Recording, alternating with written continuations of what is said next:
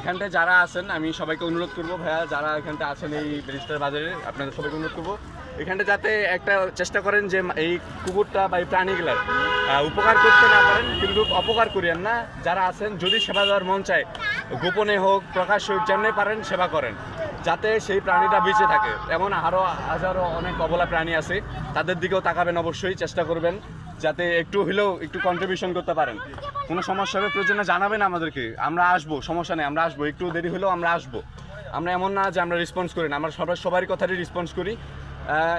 এইখানে যে কুকুরটা আছে, যে কুকুরটা কালকে থেকে পরশুদিন থেকে আমরা বলতে পারেন যে এটাকে নিয়ে আমরা অনেক কিছু করার চেষ্টা করতেছি, কিন্তু পারতেছি না আমাদের নিজস্ব আর্থিক অবস্থার কারণে। কিন্তু আমরা চেষ্টা চালিয়ে যাব, প্রয়োজনে নিজস্ব আমাদের যা আছে আমরা চেষ্টা করব। এমনইভাবে বলতেছি যে আপনারা আর্থিকভাবে সহযোগিতা করতে না পারেন, সামাজিকভাবে প্রকাশ্যে এই মুহূর্তে আশেপাশে যেমনি আছেন একটা ঢাকা দিয়ে হলেও প্রয়োজনে সাহায্য করার চেষ্টা করব। তোমরা এখানে কয়জন আসছো? আমরা এই মুহূর্তে আমরা আসছিলাম 5 জন, আমাদের একজন সদস্য চলে গেছে, এই আর কি। এটা মানে কি কোনো সংগঠন থেকে নাকি? এটা হচ্ছে Panchagarh animal rescue and adoption, পঞ্চগড়ের একটা সামাজিক সংগঠন যারা শুধুমাত্র পঞ্চগড়ের এই পশু পাখিদেরকে নিয়ে কাজ করতেছে।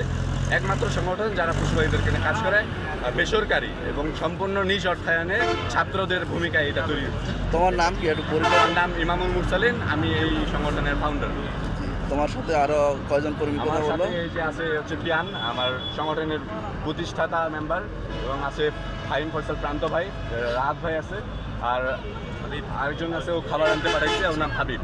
আমরা এই সদস্যগুলাই সাধারণত এই কাজগুলো করে থাকি। তোমরা এটা কদিন থেকে চিকিৎসা করতেছো এটা আমরা বা দেখাশোনা করতেছো? পরশুদিন আমাদের কাছে ফোন আসছিল দুপুরবেলা, তারপর আমাদের আস্তে আস্তে আমাদের সন্ধ্যা হয়, সন্ধ্যা বলতে রাত হয়, রাতে আমরা আসি যখন, তারপর তাকে জাস্ট আমরা একটু খাবারের ব্যবস্থা করে দিতে পারি, কারণ সেই জায়গায় উপস্থিত ছিলেন। এবং সেদিন আমরা প্রথম দেখি যে তার সমস্যা কী ছিল, তার 4টা পায়ে প্যারালাইজড।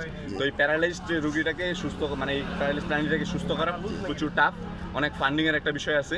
তাই আমরা সেদিনের মতো তাকে রাখতে চলে যাই, এবং পরের দিন থেকে আমরা চেষ্টা করি যে তাকে সেবা দেওয়ার। এবং আমাদের শাকিল ভাই, তিনি সর্বপ্রথম এটার উদ্যোগ নেন, নিজে আসে চিকিৎসা দেন, তারপরে আমরা তার সহযোগিতার জন্য পরিদর্শনের এবং পরিচর্যার জন্য আমরা এখানটা আসি।